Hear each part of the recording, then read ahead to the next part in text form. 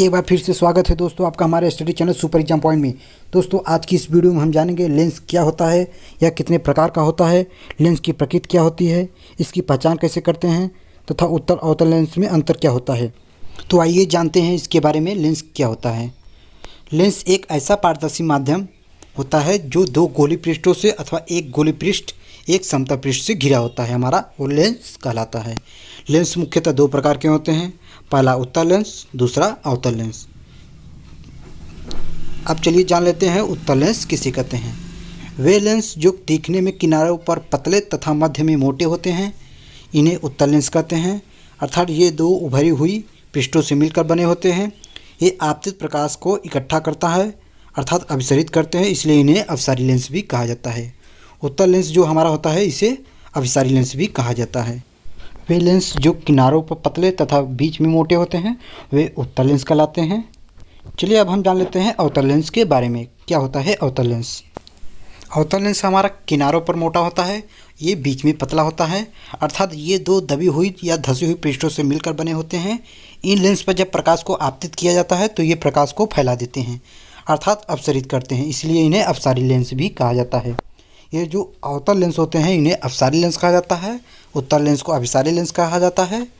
अवतल लेंस हमारा बीच में पतला होता है और किनारों पर मोटा होता है। तो ये था उत्तल और अवतल लेंस की पहचान।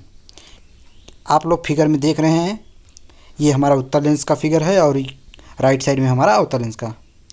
चलिए अब हम जान लेते हैं उत्तल लेंस किसे कहते हैं। जो लेंस किनारों पर पतले तथा बीच में मोटे होते हैं उसे उत्तल लेंस कहते हैं, और जो लेंस बीच में पतले तथा किनारों पर मोटे होते हैं उसे अवतल लेंस कहते हैं। आप लोग देख रहे हैं लेंस की अपसारी तथा अपसारी प्रकृति क्या होती है। उत्तल लेंस की पहचान कैसे करते हैं, चलिए अब हम वो जान लेते हैं। पहला छूकर। लेंस को छूने पर यदि बीच में मोटा हो तथा किनारों पर पतला हो तो हमारा वो कैसा लेंस हो जाता है, वो हमारा उत्तल लेंस हो जाता है। चलिए अब हम जान लेते हैं प्रतिबिंब को देखकर कैसे पता करते हैं। दिए गए लेंस को किसी छपी हुई किताब के ऊपर रखकर थोड़ा ऊपर उठाने पर यदि अक्षर बड़े दिखाई दे तथा काफ़ी ऊपर उठाने पर यदि अक्षर उल्टे दिखाई दे तो यह लेंस हमारा उत्तल लेंस होता है। चलिए अब हम जान लेते हैं अवतल लेंस की पहचान कैसे करते हैं। लेंस को छूने पर यदि बीच में पतला हो तो हमारा कैसा लेंस होता है, अवतल लेंस होता है। अवतल लेंस हमारा छूने पर बीच में पतला होता है तथा किनारों पर वो मोटा होता है। चलिए अब हम जान लेते हैं प्रतिबिंब को देखकर कैसे पता करेंगे। दिए गए लेंस को किसी छपी हुई किताब से थोड़ा ऊपर उठाने पर यदि अक्षर छोटे दिखाई दे तथा काफ़ी ऊपर उठाने पर भी अक्षर छोटे दिखाई दे तो यह हमारा अवतल लेंस हो जाता है। यानी ऊपर उठाएंगे फिर भी वो छोटा दिखाई देगा तो हमारा वो अवतल लेंस हो जाता है। चलिए अब हम जान लेते हैं उत्तल लेंस का उपयोग कहाँ होता है। पहला, घड़ी, साज, घड़ी के छोटे छोटे पुर्जे देखने के लिए उत्तल लेंस का उपयोग किया जाता है। दूसरा नंबर, डॉक्टर आँख और कान नाक देखने के लिए उत्तल लेंस का प्रयोग करते हैं।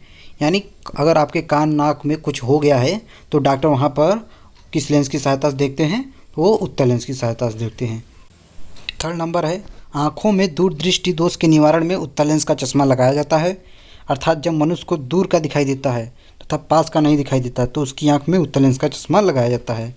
जब मनुष्य को पास की वस्तुएं नहीं दिखाई देती है तो उसकी आँख में उत्तल लेंस का चश्मा लगाया जाता है।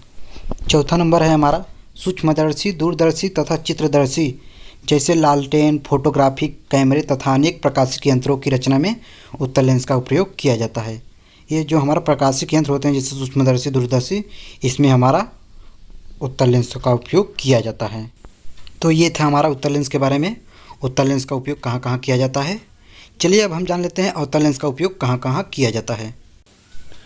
अवतल लेंस जो होता है हमारा, उसका उपयोग निकट दृष्टि दोष के निवारण में अवतल लेंस का चश्मा लगाया जाता है। अर्थात जब मनुष्य को पास का तो एकदम साफ दिखाई पड़ता है लेकिन दूर का नहीं दिखाई पड़ता है तो उसकी आँख में अवतल लेंस का चश्मा लगाया जाता है। जब मनुष्य को दूर की वस्तुएं साफ साफ नहीं दिखाई देती है तो उसकी आँख में अवतल लेंस का चश्मा लगाया जाता है। तो उसके आँख में कौन सा दोष होता है, निकट दृष्टि दोष होता है। चलिए अब हम जान लेते हैं उत्तल और अवतल लेंस में अंतर क्या होता है।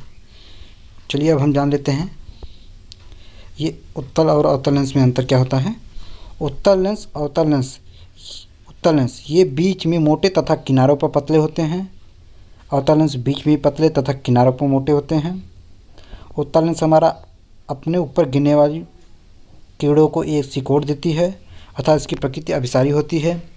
अवतल लेंस हमारा ऊपर गिरने वाली कीड़ों को यह फैला देती है, अर्थात इसकी प्रकृति अपसारी होती है।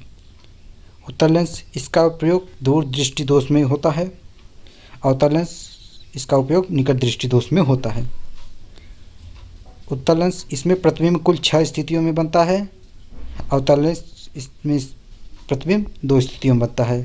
प्रतिबिंब बनने के नियम में अगर आप लोगों ने वो वाला हमारा वीडियो नहीं देखा है तो आपको प्लेलिस्ट में मिल जाएगी, आप वहाँ से जाकर देख सकते हैं कि उत्तल लेंस से और अवतल लेंस से प्रतिबिंब बनने के क्या नियम है और कैसे बनते हैं। चलिए अब हम लेंस से संबंधित कुछ परिभाषा के बारे में जान लेते हैं। जब किसी प्रकाश को लेंस पर इस प्रकार आपतित किया जाए कि अपवर्तित किरण आपतित किरण के समांतर निकले, अर्थात आपतित किरण और निर्गत किरण समांतर हो जाए, तो प्रकाश मुख्य अक्ष पर जहाँ काटता है उस लेंस को प्रकाशिक केंद्र कहते हैं। जैसा कि आप लोग चित्र में देख पा रहे हैं, हमारा ये जो जाने वाली किरणें हैं वो लेंस के मुख्य अक्ष को जहाँ भी काट रहे हैं वो हमारा प्रकाशिक केंद्र हो गया। चलिए अब हम जान लेते हैं फोकस किसे कहते हैं। मुख्य फोकस मुख्य अक्ष पर स्थित बिंदु जिससे चलने वाली प्रकाश की किरणें अपवर्तन के बाद समांतर हो जाती हैं या प्रतीत होती हैं, उसे प्राथमिक मुख्य फोकस कहते हैं। तथा मुख्य अक्ष के समांतर आने वाली प्रकाश की किरण अपवर्तन के बाद जिस बिंदु पर मिलती हैं या मिलती हुई प्रतीत होती हैं उस बिंदु को द्वितीयक मुख्य फोकस कहते हैं। अगर मिलती हैं या मिलती हुई प्रतीत होती हैं तो उसे द्वितीयक मुख्य फोकस कहते हैं, और प्रतीत होती हैं तो उसे प्राथमिक मुख्य फोकस कहते हैं। आप लोग देख पा रहे हैं जैसा कि फिगर में ये जाने वाली किरणें जिस बिंदु पर मिल रही हैं या मिलती हुई प्रतीत हो रही हैं, यही हमारा मुख्य फोकस है। चलिए अब हम जान लेते हैं फोकस दूरी किसे कहते हैं। लेंस के प्रकाशिक केंद्र तथा मुख्य फोकस बिंदु के मध्य की दूरी को लेंस की फोकस दूरी कहते हैं।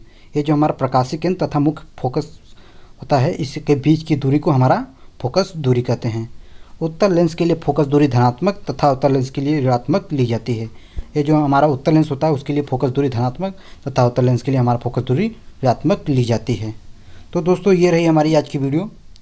उम्मीद करता हूँ अगर आप लोगों को हमारी यह वीडियो पसंद आती है तो हमारी वीडियो को लाइक कीजिए, अपने दोस्तों के साथ शेयर कीजिए तथा आगे ऐसे ही इंटरेस्टिंग वीडियो पाने के लिए हमारे चैनल को सब्सक्राइब करना बिल्कुल भी मत भूलिएगा। मिलते हैं गाइस आपसे नेक्स्ट वीडियो में, तब तक के लिए बाय बाय गाइस।